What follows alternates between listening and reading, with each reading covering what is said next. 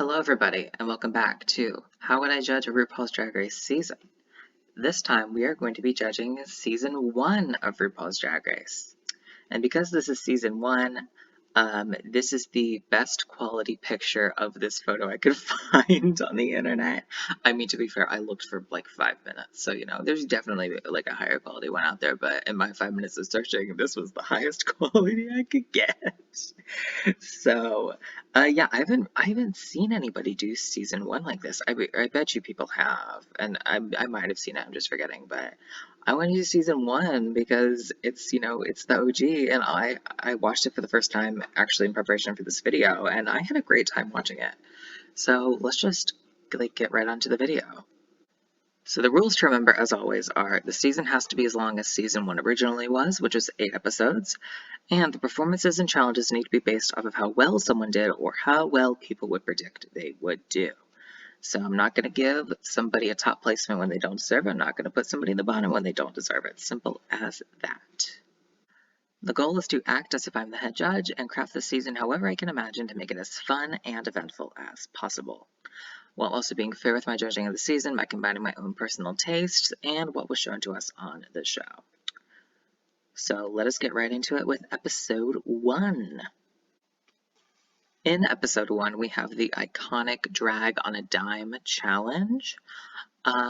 Almost all the placements of the episode are kept exactly the same. The only change is that I took Angina out of the top and actually moved Jade into the top.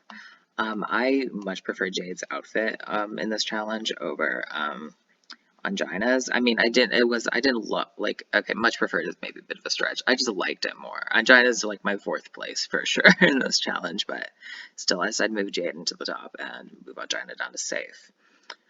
So yeah, Nina Flowers is still going to win. The icon legend Nina Flowers and Bibi Zarboneh is still going to be at the top. And then our bottom 3 is going to be exactly the same. Akasha and Porkchop are going to be lip syncing to CoverGirl, or nope, fuck, Supermodel. Jesus fucking Christ. They're going to be lip syncing to Supermodel by RuPaul. And, Akasha's gonna, slay it, and our pork chop is gonna get pork chopped, and it's going to start the legacy of all of the contestants that get eliminated first being pork chopped. So let us move on to episode 2. Alrighty, in episode 2, we have the original girl groups challenge. The OG one that was first ever done, where they split into groups and they lip sync to Destiny's Child songs. So the placements for this episode are going to be almost exactly the same. Angina is still going to win the challenge for her group because she killed it. She did a great job. And then everybody else in her group is going to place high. So Nina Flowers, Rebecca Glasscock, and Chanel are all going to be high. And then the losing group. Now, in most places that I see, Jade, along with Bibi, are both listed as safe. I put Jade as low because, in my personal opinion, in this girl group scenario where there's like a winner and a winning team and stuff, I think the losing group should have a safe low and then a bottom 2. So out of Bibi and Jade, who did the best out of their group very much for sure, I think Bibi did better. So Bibi would place safe, and then Jade would place low, and then the bottom 2 are Akasha and Tammy Brown.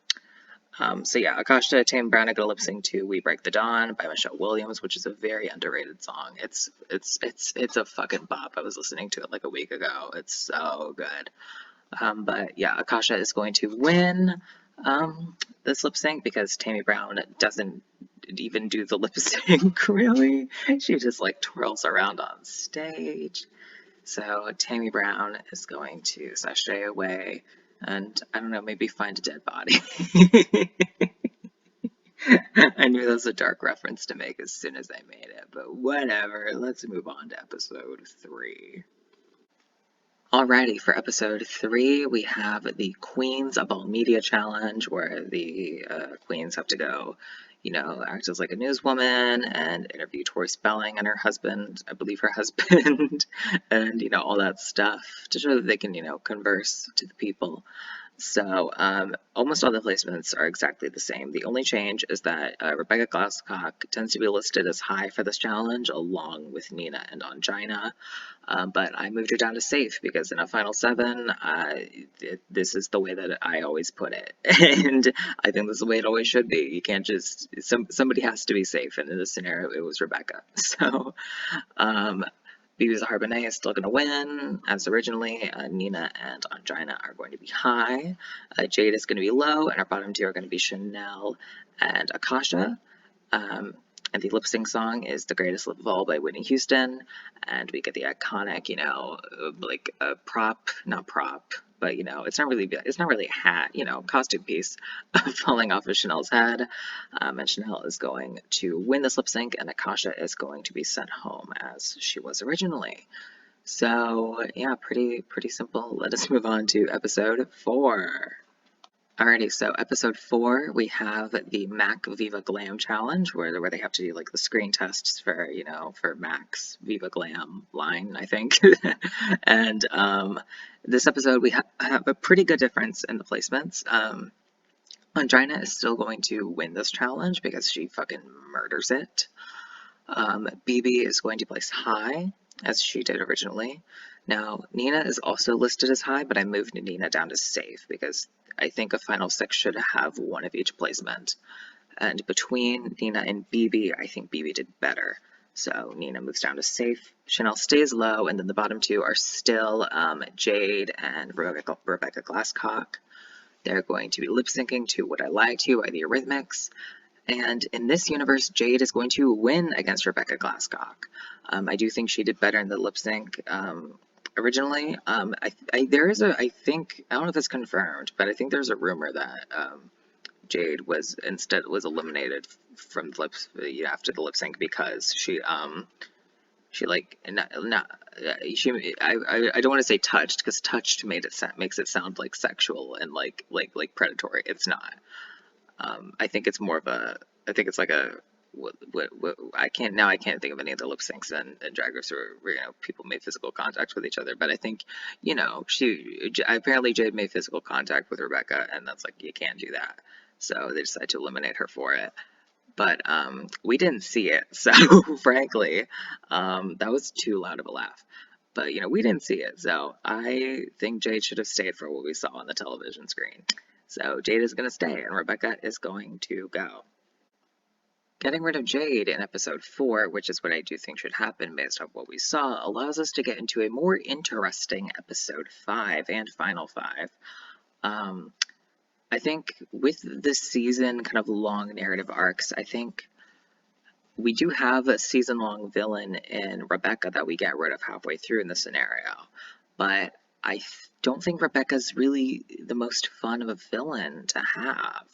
I think it's much more fun to highlight the villainess of Chanel throughout the season, because Chanel is like a she's more of like a pageanty kind of villain. She's not pageant, but she's a villain in the fact that she's stuck up, I guess is the best way to put it. Or at least she's perceived as stuck up. So I think it's more fun to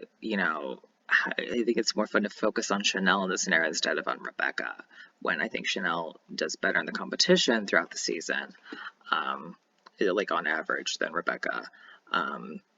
And I think it just leads to a more fun season to watch, So here we are now in episode 5, the Drag School of Charm challenge. This is the makeover challenge of the season. There has been a lot of controversy about how this challenge was created. Rebecca originally won the challenge, which I do not think she should have won at all.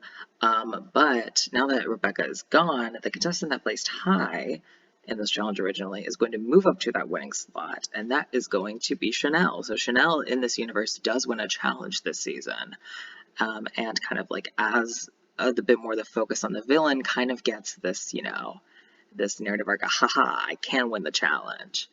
And within this, we have Nina Flowers placing high, because she kind of also moves up in the rankings here. She originally placed low. But in this scenario with these 5, she's going to place high. And then, which I never put a low in a final 5. It just doesn't make sense to me. I think it makes most sense to do the 2 tops, the 2 bottoms, and like the safe in the middle.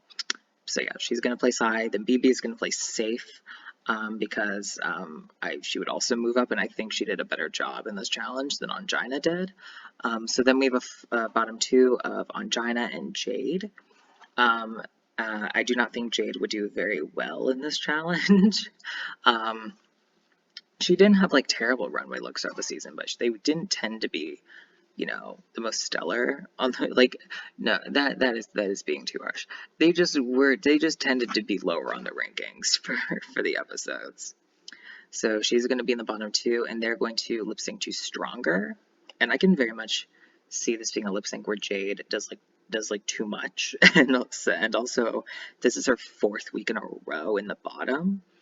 So I think really the only option is to get rid of Jade here. Even if Jade technically does more, I do think Angina sells it well enough, like the emotion and like the taking off the headpiece thing, that I think it works, and I would probably keep Angina here.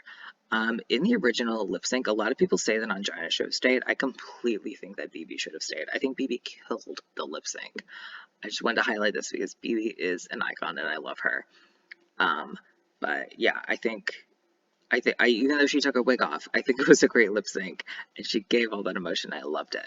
But yeah, Angina is going to stay, and Jade is going to sashay away, and we're going to move on to the final 6. Alrighty, episode 6 is going to be the ball challenge, the absolute ball, with, you know, Miss Mandarin and everything that goes on within it. So, the placements for this challenge, originally, BB won the challenge, and Nina placed high. I don't do high placements for Final Fours. I do win, safe, and a bottom 2. But I do think Nina did better. I preferred her stuff. So Nina is going to win this challenge, and BB is going to place safe. This means that Chanel and Angina are in the bottom 2. Angina did not originally participate in this challenge. I do think that she would have been in the bottom 2 for this challenge. Not because her runway looks were not good. I just think that Nina and BB would have at the very least done better than her. She could have done better than Chanel for sure. But Nina and BB were in the top for the original design challenge of the season, and Angina was too, but I moved her down to safe because I wasn't as big of a fan of it as obviously the judges were. But yeah, she's gonna be the bottom 2 here, and Chanel and Angina are going to lip sync to Shackles by Mary Mary. And I think Chanel would win this lip sync. Now, originally, Chanel has her whole speech about not being appreciated, saying, I don't want to be here anymore. Here at the Final Four, because she hadn't won any challenges in which she wasn't getting praise from the judges. I think since the episode before this, she wins the makeover and she proves herself. She doesn't say that. She doesn't give the speech. She doesn't give herself a reason to go home. So I think she actually, tries in the lip sync, and that would eliminate Angina. I do think she genuinely would do better than Angina in the lip sync. So Angina is not going to make the finale, sadly, but Nina, BB, and Chanel all are. Episode 7 after this is the recap, so we do not need to get into that. But the episode after that is the finale, where we crown a winner in Nina Flowers. So I love Nina Flowers. I'm obsessed with Nina Flowers. I didn't want to mention it throughout this video because then it'd be very obvious who won at the end. But it's obvious that BB and Nina should be the top 2 based off of the track records. Chanel definitely did worse. So, she would be eliminated here at the finale. But between Nina and BB, Nina has a better track record in this scenario.